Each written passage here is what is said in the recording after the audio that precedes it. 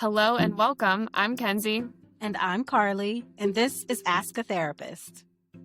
Each week, we explore life's most relatable questions, from relationships and boundaries to burnout and self-worth, all through a therapist's lens. We're licensed therapists, but this isn't therapy. It's a place for insight, reflection, and a little humor along the way. Your questions, our insights. Ask a Therapist. This podcast is intended for entertainment and educational purposes only. The content shared should not be considered a substitute for professional mental health care, diagnosis, or treatment. We strongly encourage listeners to seek help from a licensed mental health professional for any personal or psychological concerns. Any advice or commentary offered is based solely on the information provided. As such, we cannot guarantee any specific outcomes, and the feedback given should not be interpreted as professional mental health advice. If you are experiencing a mental health crisis, please call 911, 988, or 211. Hello, welcome back, everybody. We've got another week of Ask a Therapist pod. We are excited to dive in with you guys today. We've got a little bit more of an emotional question coming up today. And so we're going to start it off with a little icebreaker. So, Carli, what is the best book that you have read recently?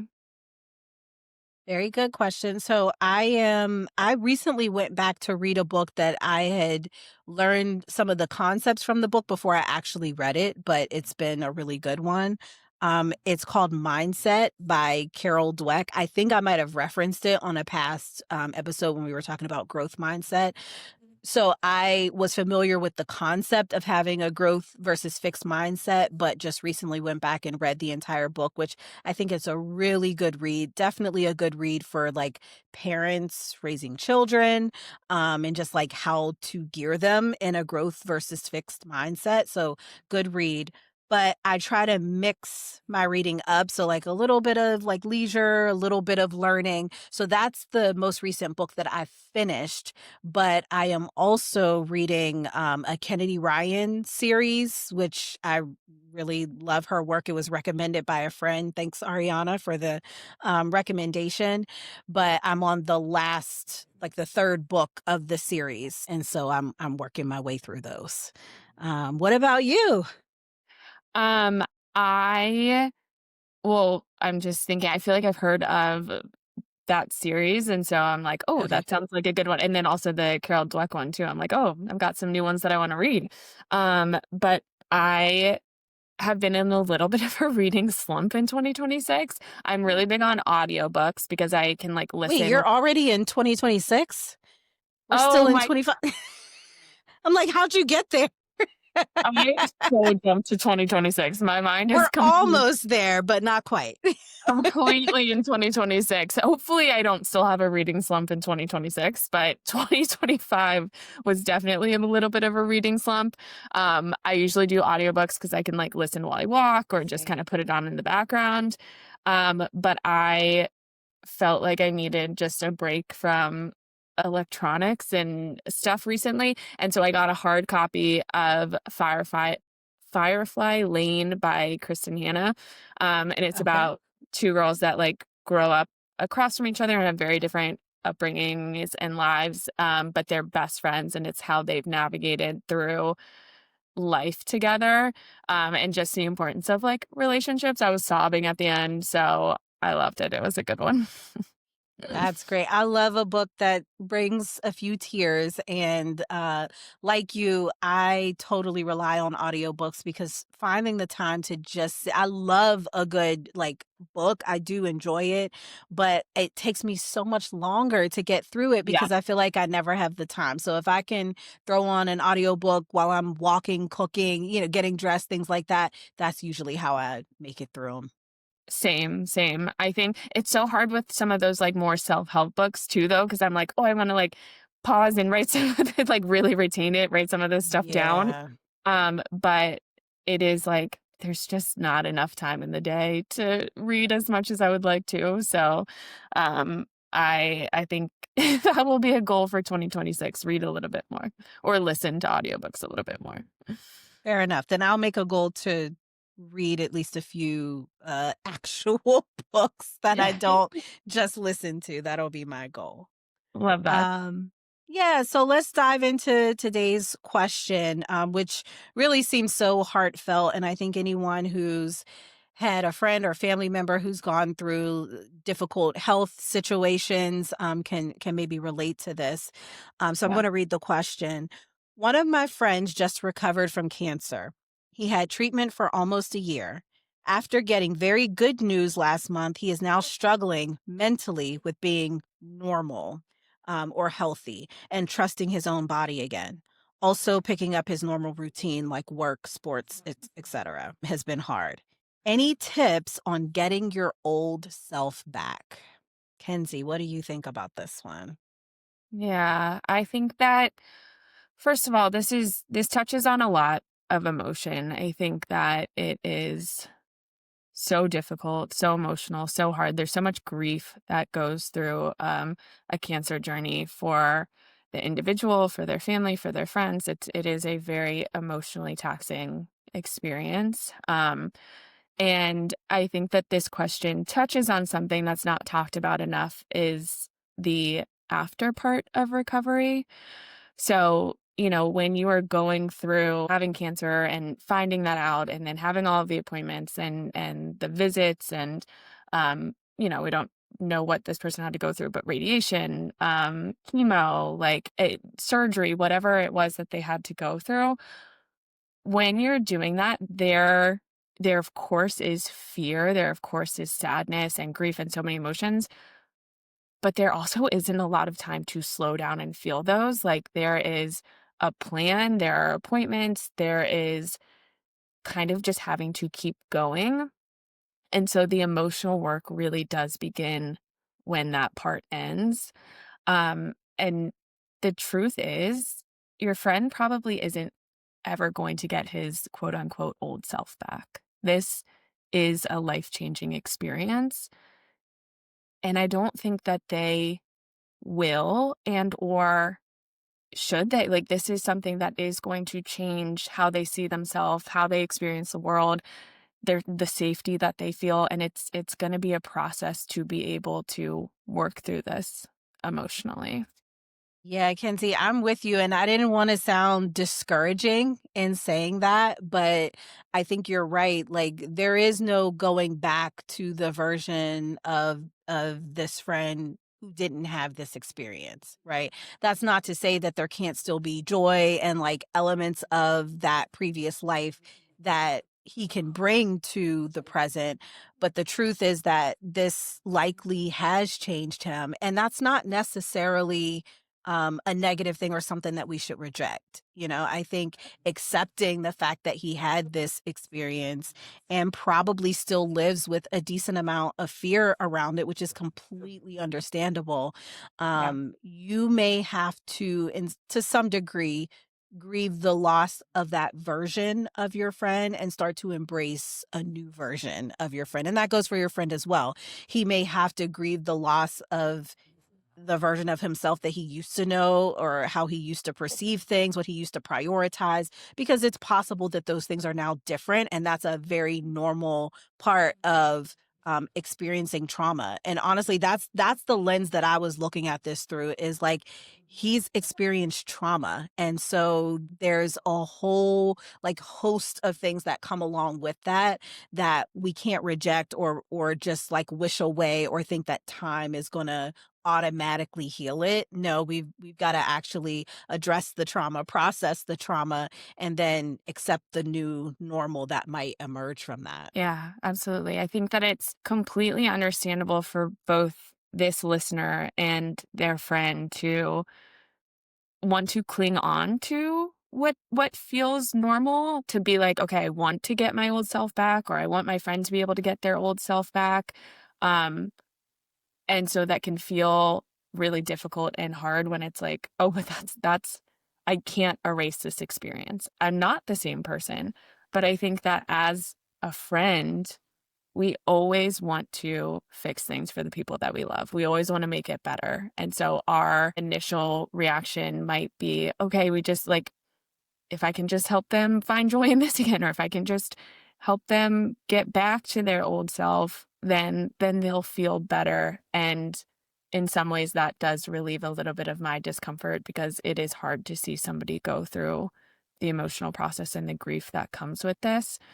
Um, and so I think not only just having patience for your friend that's going through this, but having patience for yourself too of it's okay that this feels hard, that you want your friend to feel a little bit better or for things to be a little bit different, and that's not the case right now. Um, but something that I would suggest for this listener is to meet them where they're at, to show Yeah. up when they say, I don't really, we used to go play soccer together. They're like, I don't really want to go play soccer. Okay. Do they want to sit on the couch? Like, do they want to talk? Can you bring it up? Can you ask how they're feeling? Maybe they don't. Maybe you just show up and you eat together and watch a movie in silence. Maybe there is a need for slowing down and allowing the little moments of healing to happen as they're going to happen because that's not something that you can rush. Yeah, I think that's a great point. And to be flexible with what that looks like, because I think sometimes people fall into the trap of either it's all they talk about with that particular friend or they're avoiding talking about it to, not make the friend uncomfortable or have to think about sad times. And I think there's got to be some flexibility there. Like there may be days where that is what your friend wants and needs to talk about. And I think being available and open to, like, yeah, you can share whatever you're feeling. And if you want my input, I'm happy to give it. And if you just want me to listen, like I'm willing to do that as well. And then there may be other days where your friend is like, listen, I need a distraction. I want to talk about anything but this.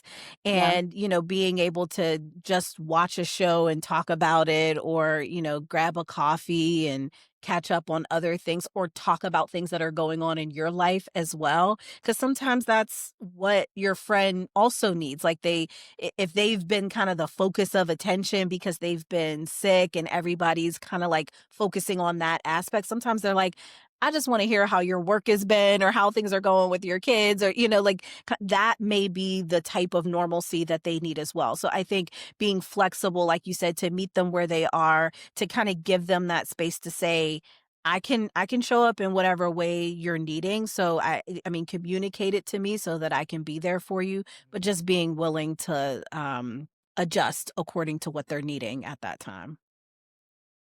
A lot of people, I think, feel a fear around bringing up something that's hard or bringing up something that's sad or that they're afraid might make somebody upset. And so, maybe it is something that they're like, okay, I'm not going to bring it up. I'll let them bring it up to me, but that person that's going through it might feel like, well, they're not acknowledging it, so now I feel like I can't acknowledge it because maybe they're uncomfortable with it.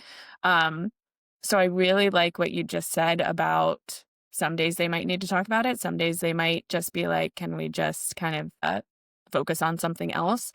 How do you open that door? How do you allow for that just kind of understanding as friends? How do you have that conversation? Yeah, I mean, great question. I feel like as a therapist, maybe that's a little bit of a cheat code because I have a lot of ways that I go about asking difficult questions. But I think for just your average person dealing with a friend, I think you just have to open the door. Like, so it doesn't necessarily need to be something that's stated every time, but you can come to your friend and say, I want to be supportive to you in whatever way you're needing. And I recognize that can change. So, because I'm not able to necessarily read your mind and always know what that is, please know that I welcome you telling me if you need something different, right? And depending on how long you've known this friend, like some of that may be a little intuitive. You may be able to pick up on, okay, my friend, like he doesn't have it in him today, or he doesn't want to talk about this. But to just open the door and invite the feedback, I think oftentimes is enough for the other person to at least know, okay, if I'm getting a little too much, focus in one area and I want to shift it, I can say something. I think is a good way to just open the door. Let them know your intention is to be supportive, Yeah. but intention versus impact, you may be intending to be supportive and it's possible it comes off differently. And so you're just welcoming them to let you know if that's the case. Yeah. Yeah, I like that. I think that, having that conversation initially too, he just got great news. That's awesome. That's wonderful. Can you then follow that up when you see them and have the conversation around like, I'm so happy for you. I also know that now probably a lot is coming up for you. Like, I'm here for you. If you want to talk about this, if you're having a hard day, if something is coming up, if you just want to go out and grab, dinner somewhere and not think about it. Like, kind of in that way of opening the door of just kind of saying, "Hey, however you need me to show up." But I think also following up with that again too, because sometimes people will say it once and then the person might still feel kind of like, "Oh, I don't want to put this on them," or "I don't want to, do that." You can always just like text and be like, "Hey, how has your week been? Like, do you wanna get together? What do you need from me this week?" Like, I ca essentially what you're saying is I care about you and I'm here for you, and I'm gonna keep opening up that door so that you know that. So that when you do need me, so that when you do need something, you know that it's okay to kinda walk through. Yeah. Yeah. I think another thing that's like somewhat unique about this experience that if we look at it through a trauma lens, and I know the word trauma like kind of gets thrown out there a lot. I don't know what our listeners like the depth of understanding of trauma, but just like at the very basic level or according to the DSM-5 that we use to diagnose, it's basically exposure to actual or threatened death, or threaten serious injury or actual threaten sexual violence, any sort of essentially threat to your well being or that of someone close to you that you become aware of or that you witness. So, considering that, I'm just thinking about, getting a cancer diagnosis, especially depending on at what stage, a lot of people really receive that as a death sentence to a degree or a potential death sentence. And one of the hard things about cancer specifically is even when you beat cancer, there's always this looming threat. Like you oftentimes have to go and get tested and there's like this fear of will it come back? Will it resurface? And so I'm just thinking about the fact that once you've experienced the trauma and the threat is gone, there's often a healing process that can take place. But when the threat is ever looming, it's really hard to like fully heal from that experience because you always live with the possibility that it could resurface. So I think that's a unique piece here to just be mindful of, especially if, I don't know if this person would qualify if they consider themselves having like a post-traumatic stress disorder or anything along those lines, but that would be completely understandable considering what they've experienced. So even with good news, it can still feel a little bit like waiting for the other shoe to drop, which I think as a friend, it's important to be mindful of that because you may be trying to like pull them out, like, come on, we should be excited about this news. And yes, of course, you want to celebrate, but also understand that for them, it may not be as relieving as it is for you. And that's okay too. Yeah, yeah, and that's, a really good point and super understandable that the people around, this friend would be so excited for him, right? They would be so like, "Oh, this is so great." And that might be really jarring for the friend too to kind of feel like, "I don't feel like I can celebrate this yet. This doesn't feel like it feels like this is just starting." And I'm thinking about how much relearning is happening in all of this. Like, there is a new understanding for this person that went through the cancer, experience. There is a relearning of themselves, of their body, of having to trust themselves, having to trust their body again, which can feel really difficult and hard, their relationship to other people, just their experiences. And so there's so much relearning that's happening. And I think that that's mirrored in this listener's question of they're Yeah. they're also having to relearn their friendship and a new dynamic with that. And so just recognizing too that it is different. It's gonna feel different, and that's not a bad thing. It's just learning to navigate it. Yeah, I'm glad you brought up that point because, yeah, it is different when the threat is internal. If the threat was something external, then maybe there's a little more opportunity to create separation from it or to create a boundary that maybe you feel would better protect you. But when the concern is that the threat is internal, it can create distrust within yourself, like almost like your body betrayed you. Yeah. And so then how do you like reestablish this relationship with your body that is now different because your body may look and feel different? Maybe you did undergo treatment, maybe you lost your hair, maybe you lost weight, maybe, there's so many things that can happen and now it just feels different, and your friend may be trying to embrace it but also rejecting some of that as well, you know. Yeah. Yeah. Yeah. And I think, I can tell, I think just through this question that this listener cares so much about their friend, that this has been a journey that they have gone on with them and that they want, it like any kind of friendship, you want to care for people, you want to make sure that they're okay. And so I think it says a lot about just even asking the question that you care about your friend, you love them, you want to show up for them. And so recognize that you don't have to do everything perfectly. You don't always have to have the perfect thing to say. You don't have to always do things perfectly. You just have to show up and be there, and that means so much and goes such a long way. So I would say to this listener, like, take the pressure off of yourself of trying to fix this situation, of trying to show up perfectly. Just recognize and realize that the love that you have for your friend that is evident in this question is what you need to use going forward, and hopefully just kind of be able to show up in, even when it's hard, even when things are different. Yeah, I really like that. And if I could piggyback on it, I would say being accepting of your friend as they are in their current state is really the best way to do that. Our desire to fix or take away pain or bring comfort, like that all it all comes from a good space. But also being able to accept the fact that there may be days where your friend like isn't able to be comforted, and that may need to be okay, or maybe their priorities have now changed. And if you can show that you accept the fact that they now prioritize different things, like that's a form of showing your care. So I think just accepting the fact that things might be different. Maybe their definition of fun has changed. Maybe you used to go out and, I don't know, drink or party or whatever, and maybe they don't necessarily want to do those things. Or maybe they weren't such an adventurous friend and now they've got a bucket list of things that they want to go and explore. And I think just making space for that person to change and evolve but still experience your acceptance and your empathy is really like the best gift that we can offer a friend.